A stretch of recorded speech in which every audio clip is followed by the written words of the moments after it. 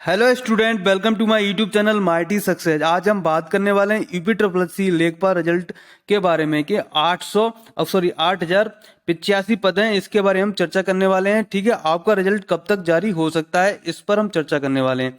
आज के मुद्दा रहने वाले हैं आपका कितने गुना स्टूडेंट बुलाए जाएंगे डीवी प्रक्रिया में, उसके बाद कट ऑफ कितनी रहने वाली है, कोर्ट केस में क्या होने वाला है, ठीक है, और क्या कहते हैं कि रिजल्ट आपका कब तक जारी हो सकता है। इन सभी बातों पर, यानी कि जो आपके जो क्वेश्चंस मन में भर रहे होंगे, उन पर सभी हम चर्चा करने वाले हैं।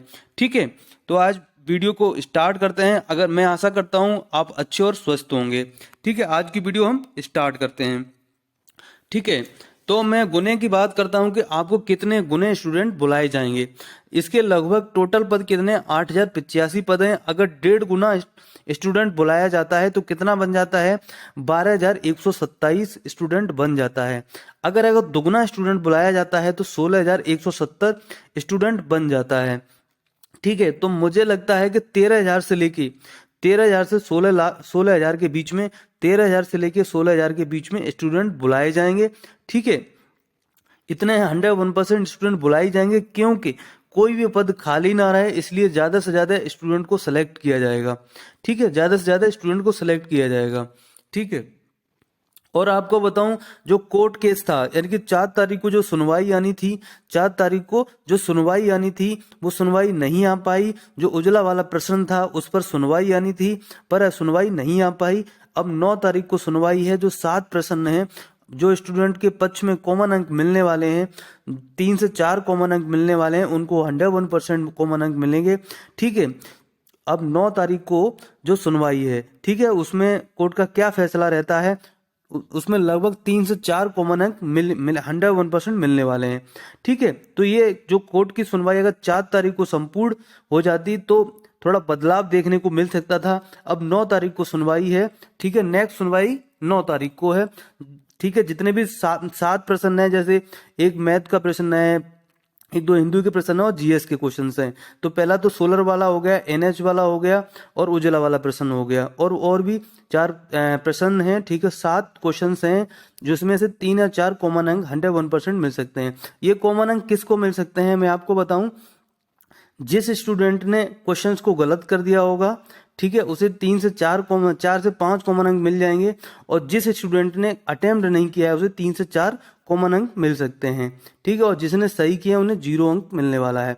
ठीक है, तो आप निश्चिंत रहिए, आपके पक्ष में ही रहेगा। कोर्ट का जो फैसला होगा आपके ही पक्ष में रहेगा। ठीक है, गुने की बात हो गई, कोर्ट केस की बात होगी। अब बात करने वाले हैं कि कट ऑफ कितना रह सकता है। आपका जो कट ऑफ है कितना रह सकता है। अब मैं जो जनरल का कट ऑफ आपका लगभग 74 से 75 के बीच में रहने वाला है।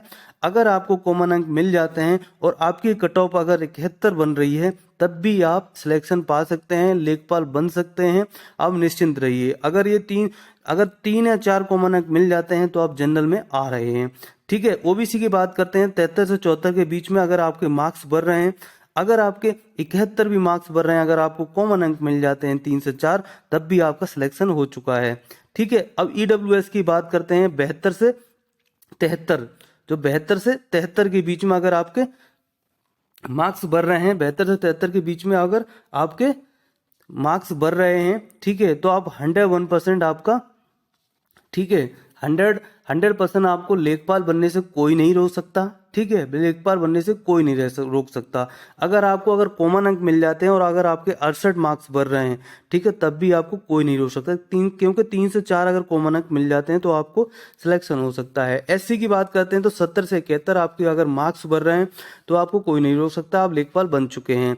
ठीक है, अगर आपके 68 मार्क्स भी बढ़ रहे हैं, अगर कॉमन अंक मिल जाते हैं आपको, तब भी आप पास हैं, सिक्योर हैं, सेफ हैं। ठीक है, एसटी की बात करते हैं तो 68 से लेके 69 के बीच में जिनके मार्क्स बढ़ रहे हैं, वो निश्चिंत हो जाइए। ठीक है, आप डीबी प्रक्रिया के लिए तैयार हो जाइए। फ्रीडम फाइटर की बात करते हैं तो 55 से 56 के बीच में जिसके मार्क्स बढ़ रहे हैं, वो 101% सिक्योर हो जाइए। आप डीबी प्रक्रिया के लिए तैयार हो जाइए। पीएच की बात करते हैं, जो पीएच की बात करते हैं, लगभग अगर आपके 60 मार्क्स हैं, यानी 60 से 62 के बीच में अगर आपके मार्क्स बढ़ रहे हैं, तो आप 101% सिक्योर हो। ठीक है, आप भी रेडी हो जाइए डॉक्यूमेंट के लिए। डीवी प्रक्रिया के लिए रेडी हो जाइए। अब हम एक्स सर्विसमैन की बात करते हैं, लगभग 53 से 55 के बीच में जिनके मार्क्स भर रहे हैं वो निश्चिंत हो जाइए, आपका सिलेक्शन हो चुका है। और 50 से लेके 50 भी अगर मार्क्स हैं आपको, अगर कॉमन अंक मिल जाते हैं तो तब भी आप लेखपाल बन सकते हैं। ठीक है, अब गर्ल्स की बात करते हैं कि गर्ल्स की कट ऑफ कितनी रह सकती है। गर्ल्स की कट ऑफ 70 से 71 के बीच में रह सकती है। ठीक है, आप निश्चिंत रहिए, आपका अगर कट ऑफ 70 से 71 के बीच में अगर आपके पास मार्क्स हैं तो आप रेडी हो जाइए डीबी प्रक्रिया के लिए, आप सेलेक्ट हो चुकी हैं। ठीक है, अगर आप 68 भी मार्क्स हैं आपके, अगर कॉमन अंक मिल जाते हैं, 9 जनवरी 2023 की सुनवाई तुम्हारे आपके आपके पक्ष में है, तो आपको लेखपाल बनने से कोई नहीं रोक सकता। ठीक है, क्योंकि अगर 3 से 4 कॉमन अंक मिल जाते हैं, ठीक है, तो आपके लिए बहुत ज़्यादा फायदा हो जाएगा। ठीक है, जो 9 तारीख को एक सुनवाई आने वाली है, ठीक है, वैसे 4 तारीख को एक सुनवाई थी, वो सुनवाई नहीं हो पाई, अब 9 तारीख को है, जो हमारे 7 प्रश्न हैं स्टूडेंट के पक्ष में और हित में जाने वाले हैं, अब निश्चिंत रहिए आपके ही पक्ष में रहने वाले हैं। ठीक है, अब रिजल्ट की बात करते हैं कि आपका रिजल्ट कब तक जारी हो सकता है। मैं बताऊं, आपका रिजल्ट वैसे तो 25 तारीख के बाद कभी भी जारी हो सकता था। अब क्या हुआ कि ऐसा हुआ कि मतलब ये 4 जनवरी को जो सुनवाई थी, अगर ये सुनवाई अगर कैंसिल नहीं होती, ठीक है, तो आपका रिजल्ट 25 तारीख के बाद कभी भी देखने को मिल सकता था। पर अब ऐसा नहीं है, आपका रिजल्ट अब फरवरी के फर्स्ट वीक में देखने को मिल सकता है, क्योंकि अब 9 तारीख डिसाइड करेगा कि आपका रिजल्ट कब तक जारी हो सकता है। ठीक है, 9 तारीख आपका रिजल्ट डिसाइड करेगा। 9 तारीख को जो कोर्ट की सुनवाई आएगी वो डिसाइड करेगा कि आपका रिजल्ट कब तक जारी हो सकता है। तो ये सभी इन्फॉर्मेशन जानने के लिए, जो 9 तारीख को जो क्या होगा क्या नहीं होगा, कि क्या बच्चों को कॉमन अंक मिलेंगे या नहीं मिलेंगे, ये सभी इन्फॉर्मेशन जानने के लिए हमारे चैनल को सब्सक्राइब कर लेना, अभी तक आपने सब्सक्राइब नहीं किया है तो। ठीक है, तो ये सभी इन्फॉर्मेशन जानने के लिए हमारे चैनल को सब्सक्राइब कर लेना। तो आपका रिजल्ट फरवरी के फर्स्ट वीक में देखने को मिल सकता है, और डीबी प्रक्रिया फरवरी के सेकंड वीक से स्टार्ट हो जाएगी। ठीक है, डीबी प्रक्रिया फरवरी के सेकंड वीक से स्टार्ट हो जाएगी। अगर ये इन्फॉर्मेशन आपको अच्छी लगी तो please like share and subscribe. Thank you for watching, please subscribe, thank you.